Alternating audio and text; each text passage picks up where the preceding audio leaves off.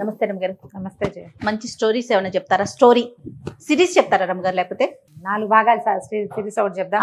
చెప్పండి. చిన్న series. Okay. పూర్వం బాగ్దాద్ నగరంలో ఒక బెస్త అబ్బాయి ఉండేవాడు. బెస్త కుర్రాడు, చేపల అబ్బాయి. బెస్త వాళ్ళు అంటే అంతే కదా.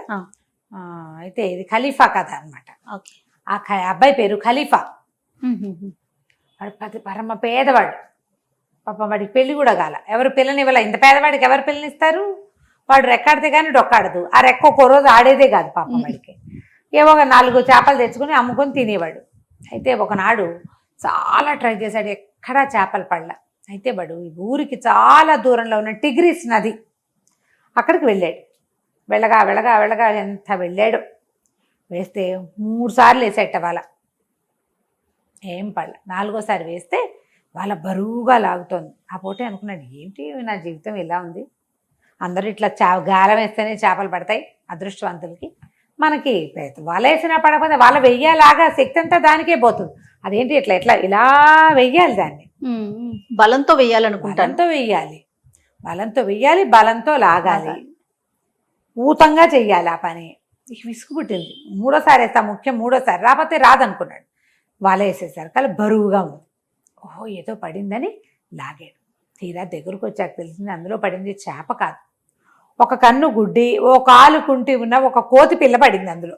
ఓ దీని దుప్పదేగా, ఇది ఎక్కడి నుంచి పడిందో వచ్చి నా వాళ్ళలో పడిందని దాన్ని తెడు తీసి కొట్టబోయేసరికల్లా కోతి, ఖలీఫా ఆగు ఆగు, నన్ను కొట్టపోక మాట్లాడింది మానవ భాషలో, నన్ను కొట్టద్దు, ఇంకోసారి వెయ్యి వాళ్ళ నా మాట విను అంటే. కోతి మాట్లాడుతుండేసరికి వీడికి ఉత్సాహం వచ్చింది.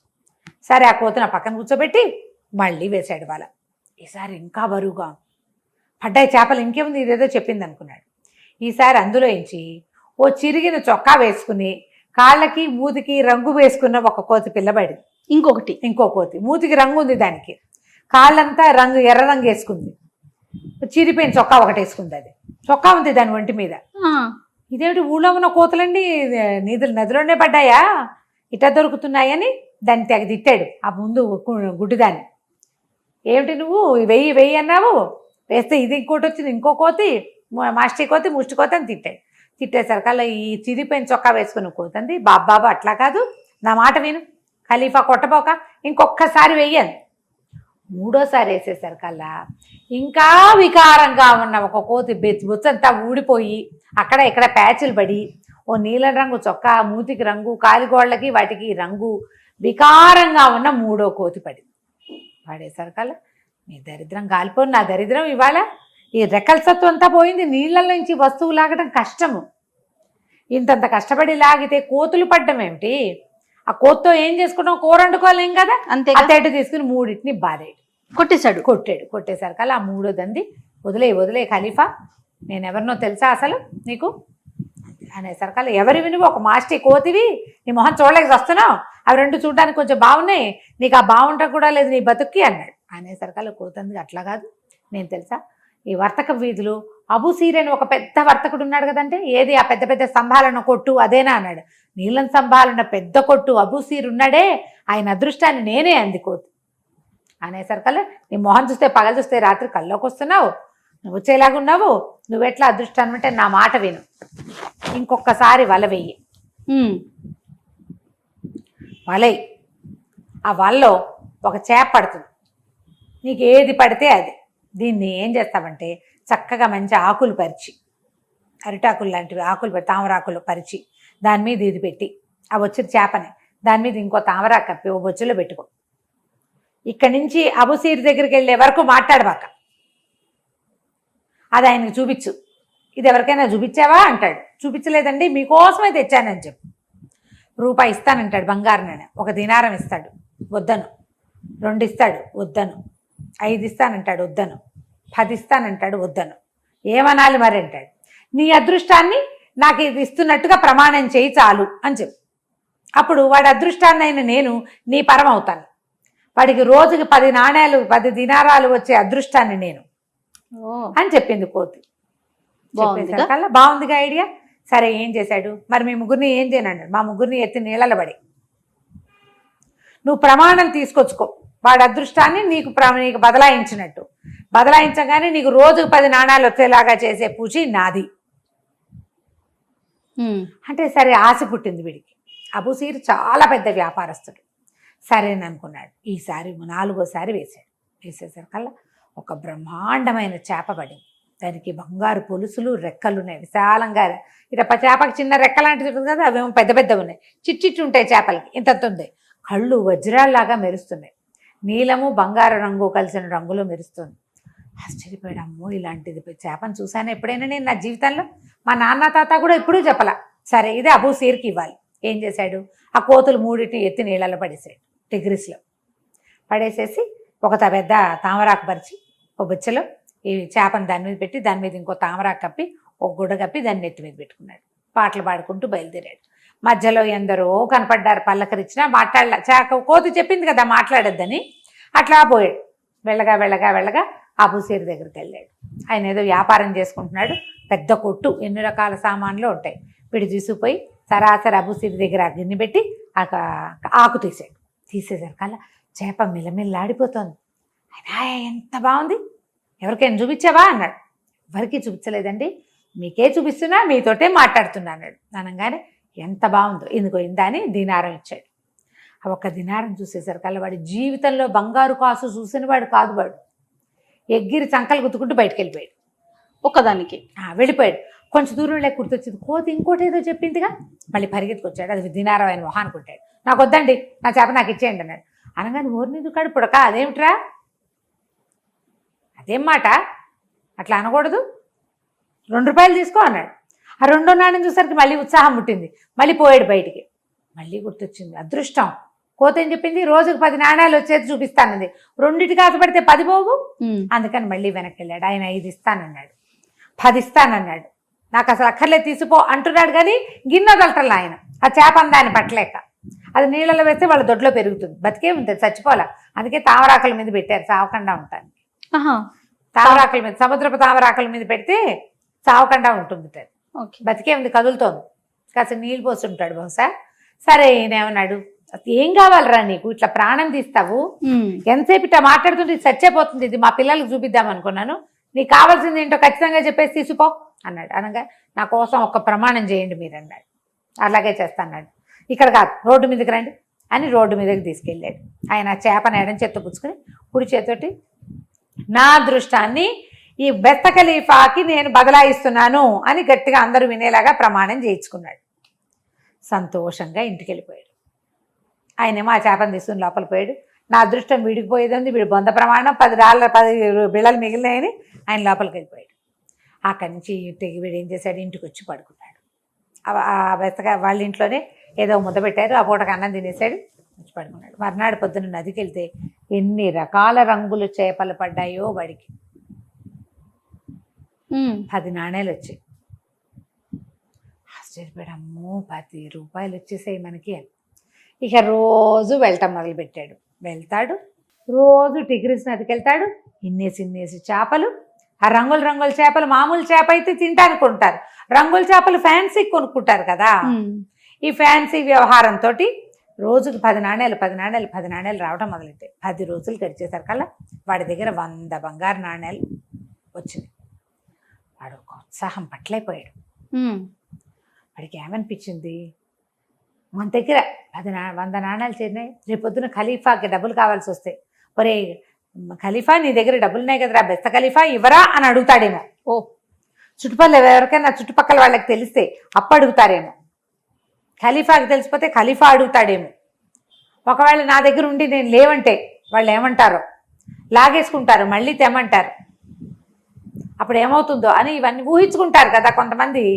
రేపేం జరుగుతుంది, ఎల్లుండి అన్నీ ఊహించుకుని వాడు ఏమనుకున్నాడు, ఒకవేళ నా డబ్బులు నేను ఇవ్వనంటే, నేను కష్టపడి సంపాదించుకున్నానంటే ఖలీఫా గారు కొరడాలు పెట్టి కొట్టిస్తాడేమో నన్ను. ఓరిని కొరడా పెట్టి కొట్టిస్తే అప్పుడు నేను తట్టుకోవద్దు. తట్టుకోవాలంటే ఏం చేయాలి, ప్రాక్టీస్ చేద్దాం. అందుకని ఏమనుకున్నాడు, ఒక కొరడా తెచ్చుకున్నాడు. కొరడా తెచ్చుకుని వాడే రాత్రిపూట 10 గంటలకు అన్నం తిన్నాక కొరడా పెట్టి ఫెడేల్మని కొట్టుకోవడం, బాబు నా దగ్గర లేవండి, డబ్బులు లేవండి అని ఒక కేక పెట్టడం, మళ్ళీ ఫెడేల్మని కొట్టుకోవటం. చుట్టుపక్కల వెళ్ళే వాళ్ళకి ఒక 5-6 కొరడా దెబ్బల తర్వాత వినపడింది.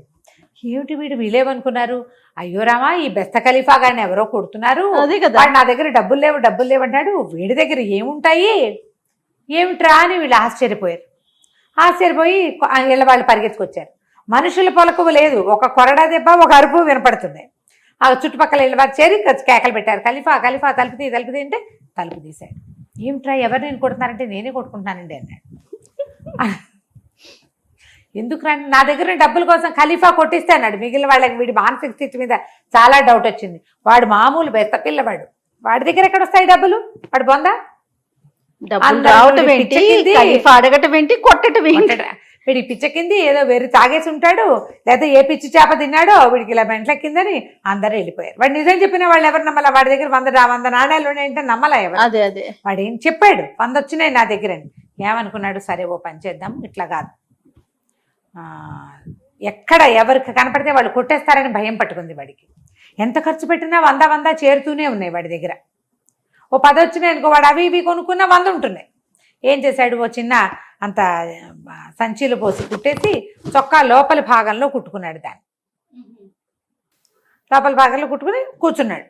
ఓ పూట వెళ్తూ వస్తూ ఉన్నాడు అనమాట. సరే ఏమనుకున్నాడు, ఇవాళ కొత్తగా సంపాదించుకుందామని ఓ 2 రోజుల తర్వాత 2-3 రోజులు ఖాళీగా ఉండేవాడు, డబ్బులు ఉన్నాయిగా తింటూ ఉండేవాడు. వెళ్ళేసరికల్లా ఏమైంది, ఈ నీళ్ళల్లోకి వేసేసరికి ఏమీ పడలా చేపలు. ఇదేంటి వాళ్ళు నాకేమీ ఎందుకు పడలేదు, నాకు డబ్బులు రావా ఇంకా అని ఆశ్చర్యం కాదు. ఎన్నిసార్లు వేసాడు వాళ్ళ, ఎన్నిసార్లు వేసినా పడిపోయేసరికల్లా 5-6 సార్లు వేసరికి చెమటలు పోస్తాయి. అవునవును, చెమటలు పోస్తాయా, ఈ చెమటలు పోసేసరికల్లా అందులో డబ్బులు ఉన్నాయన్న మాట మర్చిపోయాడు, చొక్కా విప్పేసాడు. చొక్కా విప్పేసేసరికల్లా చొక్కా కిందకు వచ్చేసింది. ఈసారి వల విసిరి దాన్ని లాగే క్రమంలో ఈ కాళ్ళ దగ్గర ఉన్న చొక్కా కాస్త ఎగిరెళ్ళి నీళ్ళలో పడింది. చొక్కా తీసుకునేందుకు వాడికి లభించలేదు అవకాశం. మళ్ళీ విసిరేస్తున్నాడు ఉద్రేకంతో ఆ చొక్కా కోసం. 5-6 సార్లు వేసేసరికల్లా బొక్క బోర్లా పడ్డాడు. ఈసారి ఏమైంది, ఆ వల వాడిని చుట్టుకుపోయింది. వల చుట్టుకుపోయి అప్పటికే 10-15 సార్లు వేసేసరికల్లా వాడి సత్తా అంతా పోయింది. భయం వేసింది, డబ్బులు పోయినాయని బెంగ వచ్చేసింది. తల్లకిందులైపోయి ఆ వల వాడంతా ఒళ్ళంతా చుట్టుకుపోయి స్పృహ తప్పిపోయి పడిపోయాడు. వీడి దగ్గర డబ్బులున్నాయని ఒక ఆత్రం ఆపుకోలేని తనం, తాపిగా రోజుకు 10 సంపాదించుకుంటూ ఇల్లు బాకలు ఏర్పరచుకుంటే సరిపోయేది కదా, దాన్ని అరిగించుకోలేని మనస్తత్వం అన్నమాట. దాంతో పడిపోయాడు. దీనికి కథకి 2వ అంకం ఒకటి ఉంది. ఖలీఫా, ఇప్పుడు వీడేమో బెస్త ఖలీఫా కదా, ఖలీఫా గారికి ఏంటంటే ఆయన ఎక్కడికో ట్రిప్కి వెళ్దామని బయలుదేరాడు. హారూన్ అల్ రషీద్ ఖలీఫాగా ఉన్నారు, అప్పుడు రాజుగా ఉన్నాడు అనమాట. రాజు ఖలీఫా అంటే. అయితే ఏంటంటే ఆయన కాలంలో అల్కిర్నాస్ అని ఒక పెద్ద నగల వ్యాపారస్తుడు ఉండేవాడట. ఆయన ఏంటంటే అసలు ఈ హారూన్ అల్ రషీద్కి అంటే పెద్ద రాజుగారికి చాలా స్నేహితుడు. అప్పుడప్పుడు అప్పులు కూడా పెడతాడు రాజుగారిని చెప్పుకునేవాళ్ళట. అయితే ఆ ఊళ్ళోకి ఏదైనా కొత్త నగ, కొత్త వస్తువు, కొత్త విషయం వచ్చినా, కొత్త బానిసలు వచ్చినా ఫస్ట్ ఆయన దగ్గరికే వచ్చేది. అంత డబ్బున్నవాడు అనమాట.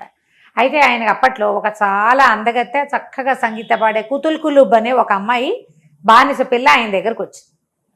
వస్తే ఆయన ఏం చేశాడు, ఆ పిల్ల సౌందర్యానికి మురిసి చాలా బాగా పాడుతోంది, ఖలీఫాకి సంగీతం ఇష్టమని ఆ పిల్లని ఖలీఫాకి కానుకగా పెట్టారు. అతను చేశాడు, అల్కిర్నాస్ ఇచ్చాడనమాట. ఇచ్చేసరికల్లా ఏమైంది, ఈ ఖలీఫా ఈ కుతుల్ కులూబ్ తాలూకు సంగీతానికి మైమరిచి మిగిలిన రాణుల దగ్గరికి వెళ్ళేవాడే కాదట.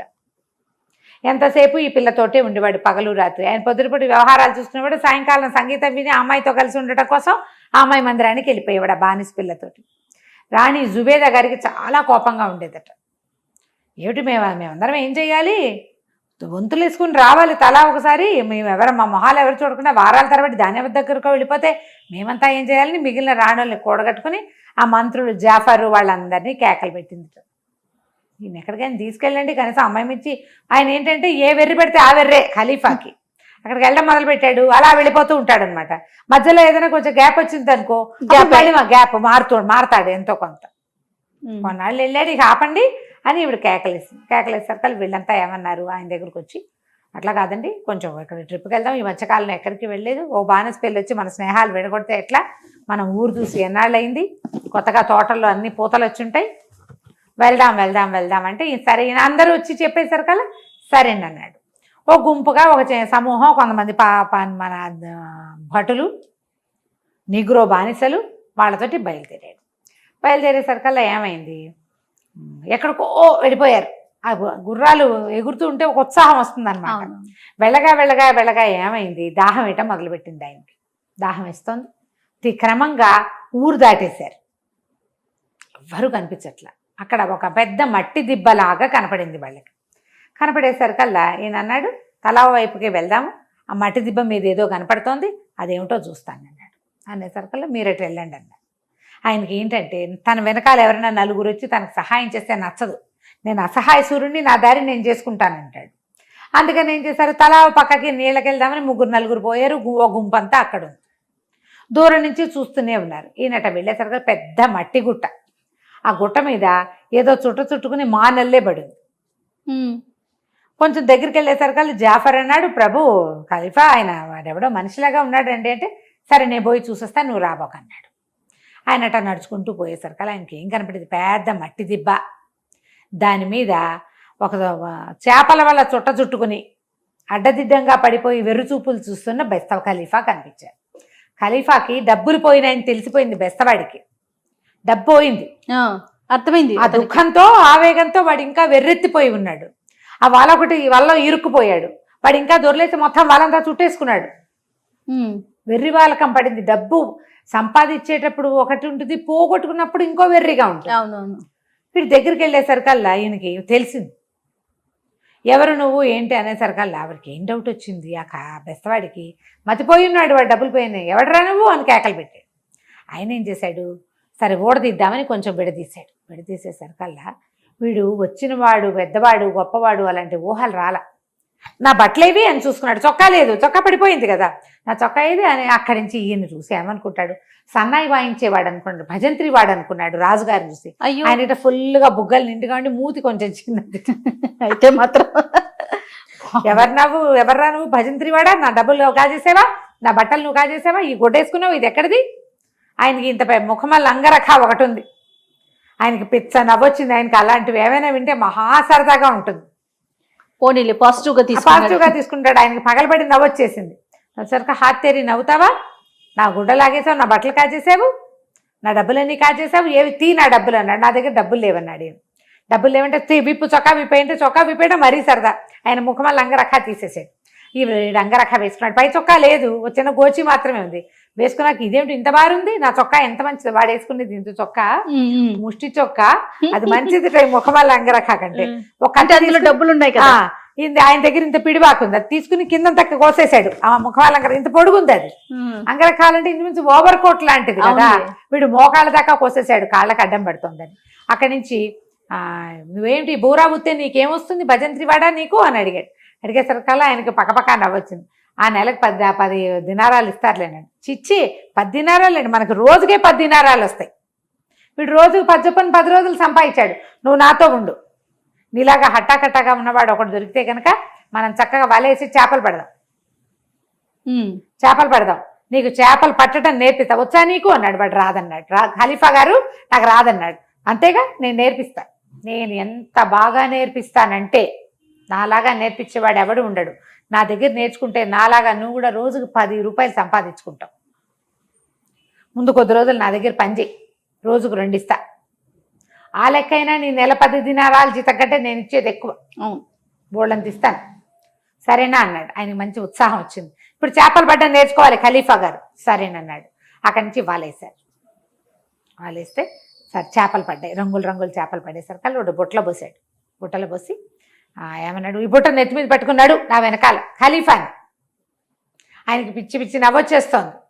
వీడు తనని రాజుగా గుర్తిస్తే వీడి ధోరణి ఇంకోలా ఉంటుంది. పైగా వీడు ఏదో వెర్రెత్తిపోయి ఉన్నాడు.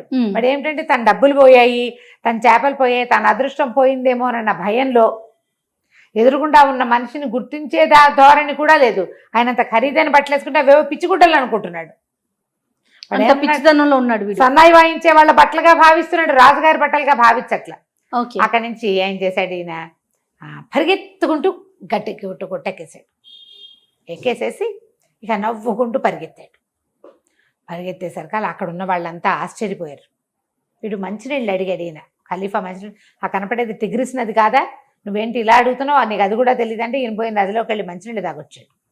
పరిగెత్తుకుంటూ వెళ్ళేసరికి జాఫరు వాళ్ళంతా చాలా మంది ఉన్నారు, ఆయన మంత్రి, తర్వాత ఏమో వెనకాల ఉండే దండనాయకుడు. ఏం ప్రభు అంత బాగా నవ్వుతున్నారు ఏంటంటే, ఒరే ఆ కింద ఒక బెస్తవాడు ఉన్నాడు, వాడి దగ్గర ఎన్ని చేపలు ఉన్నాయో అన్ని చేపలు పెట్టండి, చేపకు ఒక దినారం చొప్పునిస్తా, వాడి దగ్గర ఒక్క చేప మిగలకూడదు, వాడిని కొడతారో కోస్తారో ఏం చేస్తారో తెలియదు, పట్టుకొచ్చేయండి అన్నాడు. ఆ బుట్ట అక్కడ పారేసి పరిగెత్తాడు కదా. సరే ఈయన పైకి వెళ్ళిపోయాక సైనికులంతా వాళ్ళందరికీ ఆశ పుట్టింది, ఒక్కొక్క దినారం ఒక్కొక్క చేప కంటే ఏముంది, మొత్తం సైనికులంతా కిందకి పరిగెత్తారు. పరిగెత్తి అక్కడి నుంచి వాడి దగ్గర నుంచి గుప్పెళ్ళతోటి పుచ్చేసుకున్నారు. వాడు వేసిన వల్ల వేసిన చేపలన్నీ వీళ్ళు లాగేశారనమాట. ఆఖరిగా ఈయనకి జనానా దగ్గర నిలబడే నీగురో వాడు ఒకడు ఉన్నాడు ఆయనతో పాటు. వాడు వచ్చాడు. వాడు వచ్చేసరికల్లా వాడి దగ్గర చివరికి ఏమైంది, వీళ్ళందరూ చేపలు పట్టుకెళ్ళిపోతుంటే వాడు కంగారు పడి ఇట్లా కొన్ని చేపలను ఇట్లా పట్టుకుని ఉంచున్నాడు. సైనికులు కదా, కత్తిడాలు ఉంటాయి వాళ్ళ దగ్గర. వీడి భయం వేసింది ఖలీఫాకి, బెత్త ఖలీఫాకి. ఆ చేపలను చూసరికల్లా అరే ఆ చేపలు ఎవరా అన్నాడు. నీకు ఇనాం ఇస్తానంటే నేను ఇవ్వను, నాకు $10 వస్తుంది, దానికి 10 దినారాలు వస్తాయంటే 10 కాదురా ఇంకా ఎక్కువే ఇస్తాను, ఇవ్వమనేసరికల్లా వాడు నేను ఇవ్వను అన్నాడు. అనగానే వీడు బాకు చూపించాడు. బరిసె లాంటిది ఇట్లా పట్టుకుంటారు కదా పొడుగాటి, పొడి చేస్తాను అనేసరికల్లా వాడు ఏం చేస్తాడు పాపం, అదే ఆఖరివి కొన్ని నీళ్ళలో పడిపోయినాయి 2 పెద్ద పెద్ద రంగు చేపలు తీసి ఈ నీగ్రోవాడి చేతిలో పెట్టాడు. నీగ్రోవాడు ఆ 2 చేపలు పుచ్చుకెళ్ళిపోతే వీడు ఒట్టిగా నుంచుని ఉన్నాడు. వీడి దగ్గర ఏమీ లేవు, మొత్తం వెళ్ళిపోయినాయి. వాడు మొత్తం పట్టుకుపోయారు. ఆయన రాజుగారికి వీడిని ఏడిపించాలని ఆయన సరదా అనమాట. మొత్తం అన్నీ వెళ్ళిపోయినాయి. ఆయన నీగ్రోవాడు ఆఖరి 2 చేపలు కూడా పట్టుకుపోయాడు. సరే అందరికీ డబ్బులు పంచాడు. వీడి గట్టు కిందే నుంచున్నాడు. వాళ్ళు గుర్రాలు వేసుకుని ఊళ్ళోకి వెళ్ళిపోయారు. వీళ్ళు ఊళ్ళోకి వెళ్ళేసరికి అక్కడ ఇంకో నాటకం జరుగుతుంది. అక్కడ ఏం జరిగింది, కూతులు కులుబ్ అని ఒక అమ్మాయిని తెచ్చాడు కదా, ఇతను మన వ్యాపారస్తుడు ఒక ఆయన ఇచ్చాడు, అల్కిర్నాస్ ఇచ్చాడు. ఎప్పుడైతే ఖలీఫా తన సైనికులు వీళ్ళందరితో కలిసి యాత్రకి బయటికి బయలుదేరాడో ఊళ్ళో తిరగడానికి, జుబేదార్ అని ఏం చేస్తుందంటే ఆ అమ్మాయినేమో తన జనానంలోకి రప్పించి దానికి ద్రాక్షసారం తాగబోయిచ్చి దాన్ని పెట్లో పెట్టించేసింది. పెట్లో పెట్టించి ఇంకో పెట్టి తెప్పించి అందులో ఏదో బరువైన సామాన్లు పెట్టించేసి కూతులు కులుబ్ చచ్చిపోయింది అని ప్రచారం చేసి, ఇదంతా ఒక రోజులో జరగల, ఒక రోజున్నర పట్టింది. చచ్చిపోయిందని ఆ అమ్మాయికి చేపముళ్ళు గొంతులో అడ్డం పడి ఊపిరాడక చచ్చిపోయిందని, దానికి గోరి కట్టేశామని జనాలలోని తోటలో ఓ పక్కన ఒక అందమైన పాలరాతి గోరి కట్టించేసింది. నిజానికి కూతులు కులుబ్ చచ్చిపోలా, బాక్సులో జనానాలో ఒక మూలబడి ఉంది, తాగేసింది అమ్మాయి. రాక్షసవల్లో నిద్రమందు కలిపేశారు, తాగి పడుకుంది. అక్కడి నుంచి ఏమైంది, రాజుగారి ఖలీఫా బయట నుంచి వచ్చేసరికల్లా ఎవరో బానిస చనిపోయింది అని వార్త వచ్చింది. ఎవరు చనిపోయారు అని వెళ్ళేసరికల్లా జనానాలో అందరూ అయ్యో అయ్యో కూతులు కులుబు ఎంత బాగా పడేది, చేప ముళ్ళు ఇరుక్కుంది, చేప ఎముక గొంతులో ఇరుక్కుని చచ్చిపోయింది, చేప ఎముక ఎక్కడిది అంటే జుబేదార్ రాణి రాణులందరికీ మరి విందిచ్చింది.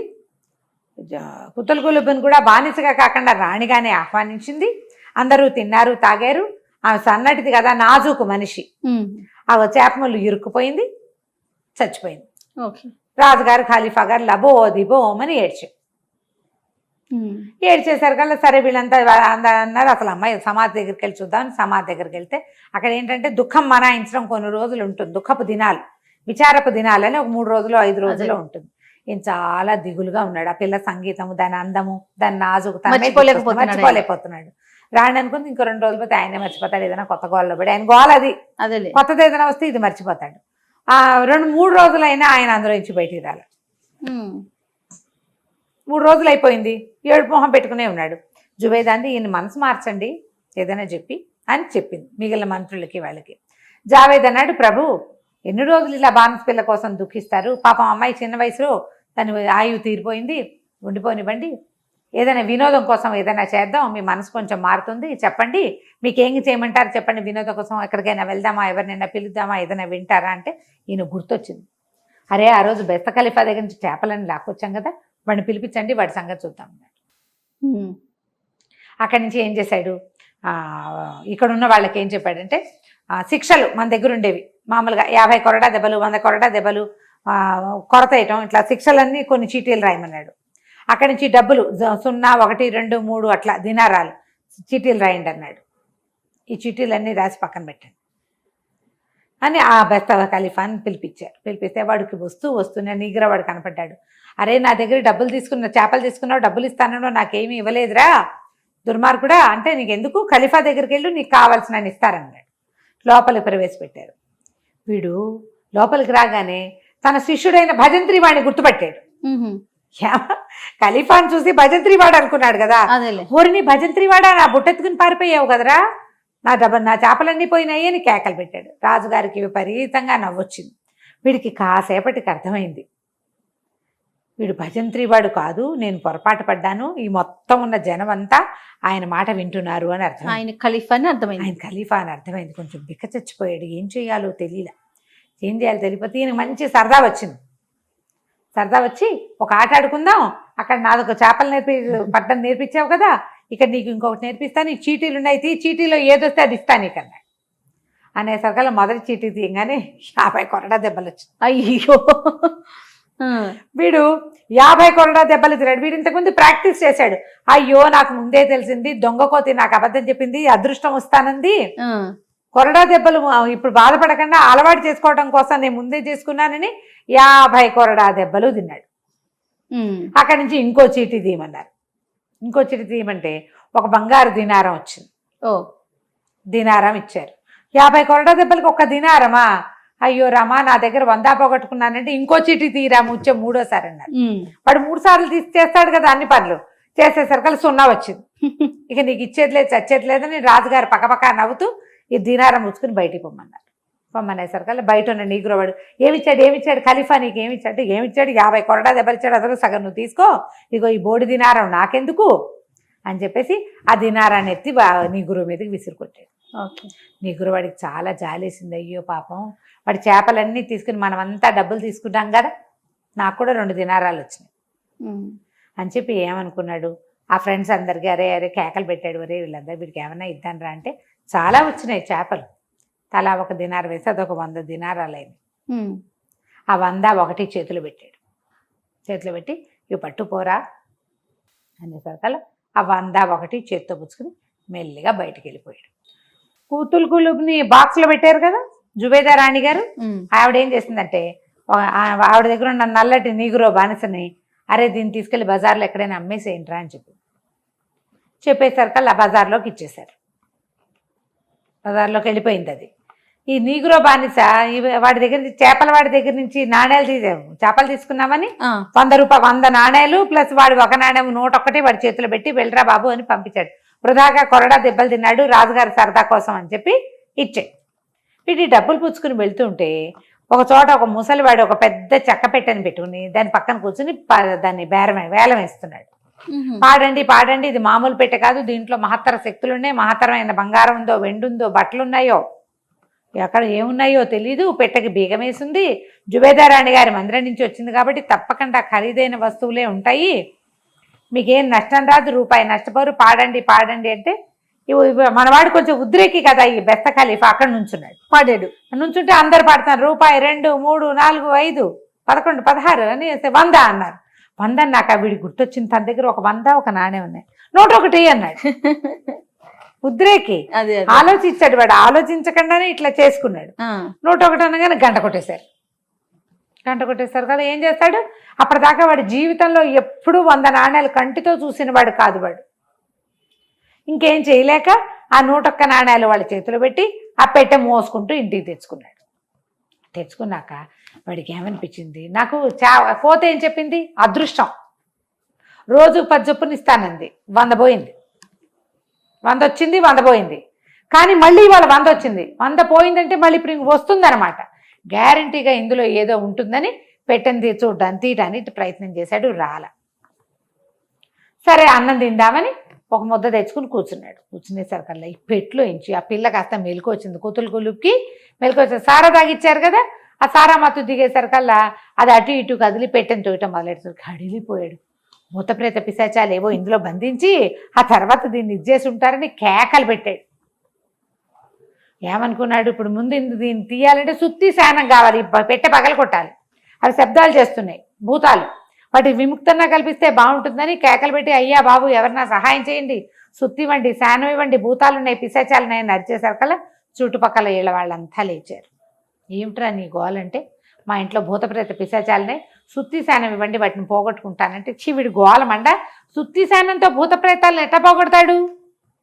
పెట్టుంది అనే పాయింట్ చెప్పటల్లా వాడు. అదే భూతాలు ప్రేతాలు అంటాడు, సుత్తి శానం అంటాడు. సరే సుత్తి శానం పడేశారు. వీడు పోయి లోపలికి వెళ్ళి తలుపేసుకున్నాడు. అందరు ఎవరి దారం తలుపులు వేసుకుని పడుకున్నారు లోపలికి వెళ్ళి. వీడు ఏం చేశాడు, సుత్తి పెట్టి అది పగలగొట్టాడు. పగలగొడితే లోపల చూస్తే ఏముంది, మహాద్భుత సౌందర్య రాశిగా ఉన్న ఓ పిల్ల ఉంది లోపల. దాన్ని లేవదీశాడు. నిర్ఘాంతపేట నువ్వు భూతానివా, దయ్యానివా, పిశాచానివా అన్నాడు. ఓ నాయన అదేది కాదురా, నా పేరు కూతులు కులుబు, నేను ఒక బానిసని, నేను ఇట్లా ఇట్లా అమ్మారని తన కథ అంతా చెప్పింది. ఆకలి ప్రాణం పోతుంది, ఏమైనా ఉన్నాయా? ఏమున్నాయి వీడి దగ్గర? ఉన్న ఒక ముద్ద వీడు తినేశాడు.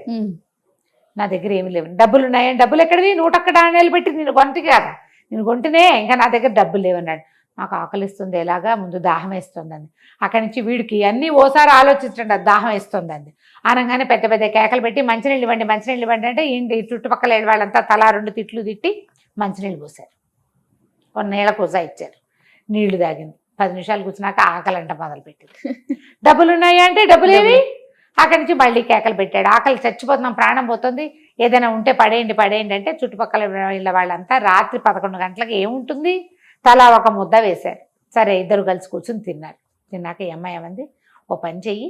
సరే ఈ అమ్మాయి కథ అంతా చెప్పింది కదా, చెప్పి ఖలీఫా నన్ను కనుక అక్కడికి చేర్చావంటే ఖలీఫా నీకు డబ్బు ఇస్తాడంటే వీడంటాడు బెస్త ఖలీఫా. ఖలీఫా అంటే ఎవడో అనుకోకు, వాడు నా దగ్గర చేపలు పట్టుకోవడం నేర్చుకున్నటువంటి భజంత్రి వాడే, వాడికి నేనే నేర్పించాను. అక్కడికి వెళ్ళాక అంతా ఖలీఫా ఖలీఫా అని వాడి మాట వింటాననేసరికల్లా తెగ తిట్టింది అమ్మాయి. నీ బొందా, ఆయనకు అట్లాంటి సరదాలు ఎక్కువ, ఆయన్ని వదులు బోరోదేవాడివని నువ్వు ఎట్టా అనుకున్నావు? ఈ వెకిలి మాటలు మానేయి, ఇట్లా పిచ్చివాగుడు బాగకూడదు, నీ బుర్ర పనిచేయదా? అంతమంది సైనికులు ఉన్న దాంట్లో భజంత్రి వాడు ఎందుకుంటాడు, ఆలోచించవా నువ్వు అని తిట్టింది. సరే ఇద్దరు కలిసి తిన్నారు కదా, ఇప్పుడు పడుకుందాం, రేపు పొద్దున్న చూసుకుందాం అనుకున్నారు. రాత్రికి పడుకున్నారు. పడుకున్నాక ఈ అమ్మాయి ఏం చేసింది, మర్నాడు పొద్దున నాకు నా మాట విను, నేను నీ ఉత్తరం రాసిస్తా. ఆల్కీర్నాస్ ఉత్తరం రాసింది. రాణి జుబేదా నన్ను ఇట్లా తాగిచ్చి పడుకోబెట్టింది, ఒక పెట్లో పెట్టారు, అది నా ఎవరో బెస్తవాడు కొన్నాడు, వాడి ఇంట్లో ఉండిపోయాను నేను అని చెప్పి ఆయనకి ఉత్తరం రాసి ఇచ్చేసరికల్లా ఆల్కీర్నాస్ ఇంట్లోకి ఎవరైనా వెళ్ళగలరు, ఖలీఫా దగ్గరికి ఎవరు వెళ్ళలేరు. ఆ కాగితం జనానా చేతిలో పడిందంటే దీన్ని చంపేస్తారు ఇక్కడ. అందుకని తెలివిగా ఎవరైతే తనని ఖలీఫా దగ్గర చేర్చారో వాళ్ళకు ఉత్తరం రాసింది. వీడు ఆ ఉత్తరం పుచ్చుకుని బెస్తవాడు అక్కడికి పోయాడు. పోయి అది చూపించాడు. చూపించేసరికల్లా ఆయన తెల్లబోయి పరిగెత్తుకుంటూ వెళ్ళి ఖలీఫాకి తెలియజేశాడు.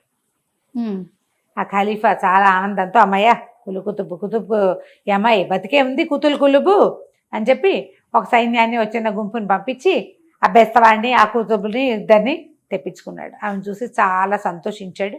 అక్కడి నుంచి ఈ బెస్తవాడిని అంతా వాడికి జరిగిందంతా వాడు మళ్ళీ మళ్ళీ వివరంగా చెప్పించుకున్నాడు అనమాట. నీకు అదృష్టం ఎలా వచ్చింది, ఏం జరిగింది, నువ్వు తర్వాత ఏం చేసావు అని. అన్ని వాడు చెప్పిన ప్రతి వాక్యానికి పగలబడి నవ్వొచ్చింది. వాడు ఏం చెప్పాడు, మొదలు 3 కోతులు వచ్చినాయి, మొదటి కోత అలా ఉంది, దాన్ని నేను కొట్టాను, రెండో కోత తీసుకురమ్మంది, మూడో కోత నేను తర్వాత అక్కడి నుంచి ఆయన దగ్గర తీసుకెళ్లారు. అలీనూరు ఎవరో ఉన్నాడు కదా, ఆయన వర్తకుడు అబుసీర్ని కేకేశారు. అబుసీర్ని కేకేస్తే వాడు చెప్పాడు, ఓసారి నాకు ఆ కోతి దొరికింది, నేను నీ అదృష్టాన్ని అని చెప్పింది, నాది వ్యాపారం ఎత్తుకుంది. తర్వాత ఈ అబ్బాయి వచ్చి అసలు అతను ఏమనుకున్నట్ట, నన్ను మతం మార్చుకోమని ప్రమాణం చేయమంటున్నాడు అనుకుని నేను కొట్టించాడు కూడా బెస్తవాడిని ఆయన. అది కాదు, జస్ట్ నీ అదృష్టం నాకేమన్నారు, దానికి ఏముందని ప్రమాణం చేశాను అన్నాడు. అవన్నీ విని ఈయన చాలా సంతోషించాడు. సంతోషించి వీడికి నువ్వు నీ చేపలు పోగొట్టుకున్నందుకు, తర్వాత ఏమో నాకు చేపలు పట్టడం నేర్పించినందుకు, ఇంత వినోదాన్ని ఇచ్చినందుకు, ఈ కుతులు కులుపుని మళ్ళీ నా దగ్గరికి చేర్చినందుకు అని చెప్పి 50,000 దినారాలు ఇచ్చాడు. వీడు అదృష్టం చూడు, ఆ కోతిని పట్టుకున్న అదృష్టం అనమాట. ఇచ్చి ఒక ఇల్లు వాకిలి ఏర్పరిచి రాజుగారిని వినోదపరచడానికి కబుర్లు చెప్పడం కోసం అప్పుడప్పుడు కబుర్లు చెప్పడానికి వచ్చేలాగా ఏర్పరిస్తే ఈ బెస్తవాడు ఇంకా బెస్తవాని మానేసి చేపలు పడ్డం మానేశాడు. చక్కగా హాయిగా ఇల్లు వాకిలి ఏర్పరచుకుని ఒక మంచి ఉన్నత కులీన సంజాత అయిన ఒక పిల్లని పెళ్లి చేసుకుని సంతోషంగా రాజుగారి ఏమంటారు ప్రాపక వర్గంలోనే ఒకడుగా ఎంతో కాలం ఉండిపోయాడు. ఈ చూడు, వాడు ఏంటంటే అదృష్టమే అవును, కానీ ఎవరికైనా ఏదైనా కలిసి వస్తే దాన్ని 5 పైసలు మింగిన ఎలకల్లాగా అయిపోతారు. ఈ ఖలీఫా కథల్లో అలాంటివి చాలా కనపడతాయి. అదృష్టాల్ని అరిగించుకోలేరనమాట, సహజంగా తీసుకోలేరు. కలిసి వచ్చేసరికల్లా మనం కూడా అంటాం, నడమంత్రం నరాల మీద కూరుపని నేల మీద ఆగలేని తనం వస్తుంది. ఆగలేని తనంతో వీడి ఇంతకు పాడు చేసుకున్నాడు కానీ పాపం మళ్ళీ తెచ్చుకో. కలిసి వచ్చింది. కోతి చెప్పింది కదా అదృష్టం కలిసి అంతే. వస్తుందని. అంతే కథ కంచికి మనం ఇంటికి. సూపర్ రమ్మ గారు. నమస్తే. నమస్తే.